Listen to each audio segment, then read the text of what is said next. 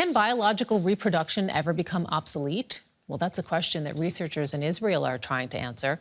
For now, it looks impossible to create a human baby without a mother and a father to help. But they have made a striking progress in showing an embryo basically from scratch. This is what a 2-week-old embryo looks like, but it didn't come from the fusion of a sperm cell and an egg cell. It was made from stem cells. Researchers from the Weizmann Institute of Science in Israel learned how to reprogram stem cells into cells found in an early-stage embryo.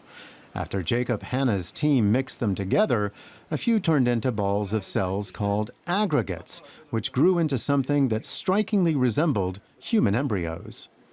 About 1% of the aggregates, we can see that cells start differentiating correctly, migrating and sorting themselves into the correct structure. And the farthest we could get is day 14 in human embryo development. Scientists in the field are quick to point out that even if the cell aggregates start to look and act like embryos, they're still far from the real thing. The method has limits. I want to emphasize that if you're talking about trying to make a whole baby pregnancy outside the uterus, that is just impossible because the human embryo is very big. Pregnancy is 9 months. So that is it's not our goal. It's actually also impossible, and there are no concerns about that at all.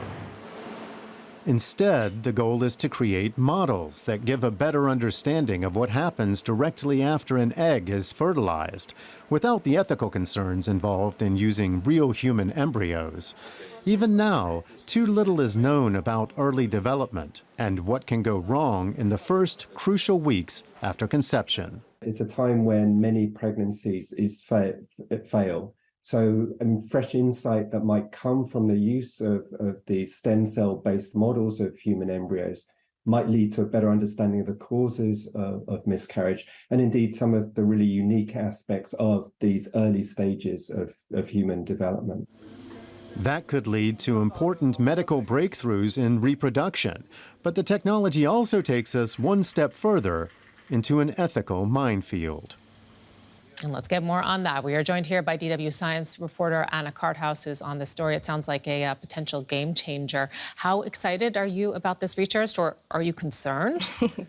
Well, Sarah, the thing is, we know disturbingly little about the beginning of our existence. Our first days and weeks of life are impossible to study without compromising the safety of the embryo in the womb. But at the same time, this is a period in which a lot of pregnancies fail, and we just don't know why. So embryo models are an amazing and really striking workaround to study this period in this black box. They could help and treat miscarriages, genetic diseases, or birth defects. They could be used to probe the safety of drugs used during pregnancy, or they could be used one day, but that's really future scenario, to grow tissues and organs for surgical transplantations. So one could say, as a science nerd, I'm pretty excited. So why is it such an ethical minefield then, if it does have those positive, potential, practical applications? Sure. So to study these questions, which is a laudable endeavor, scientists want to come as close to real human embryos as possible, as they cannot do research on the embryos themselves. And until recently, that wasn't a problem, as the embryo models they created bore only a sketchy resemblance to real embryos. Just these times are over now. One stem cell biologist told me that seeing these embryo models sent a chill down his spine, as they were so similar to natural embryos. That's why researchers are eager to say, these are not real embryos, these are not real embryos, these are just models. But how do we say this close is too close? And, you know, the scientist we have to mention in that report says that there's still a long way from recreating human embryos. So if we're honest, though, I mean, is that the ultimate goal? Yeah, the models created by the groups of Jacob Hanna and other groups earlier this year are incredibly similar, but they're not identical with human embryos. And at the moment, that's not the goal. Not for the scientists. They want to understand how the processes work. They don't want to create artificial life. And there are also legal restrictions preventing that. And these embryo models are far from the stage from being transplanted into the womb, which is what we would need in order to nourish them. It's possible to nourish a couple of or a cluster of cells in the petri dish, but doing this this with a baby becomes pretty advanced. So it's not the goal at the moment, it's pretty far away, but research is progressing at an unprecedented speed. So at the moment, there's no human or animal embryo model that ever formed a neonate, but science is taking baby steps towards So what's your big takeaway then? How should we all feel about this?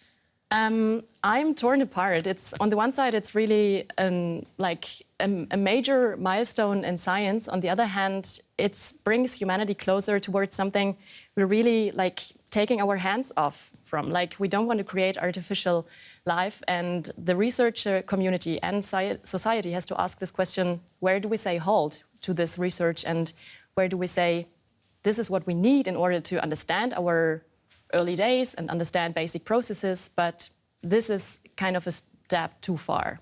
Okay. DW science reporter Anna Carthaus putting this all into context for us. Thank you so much.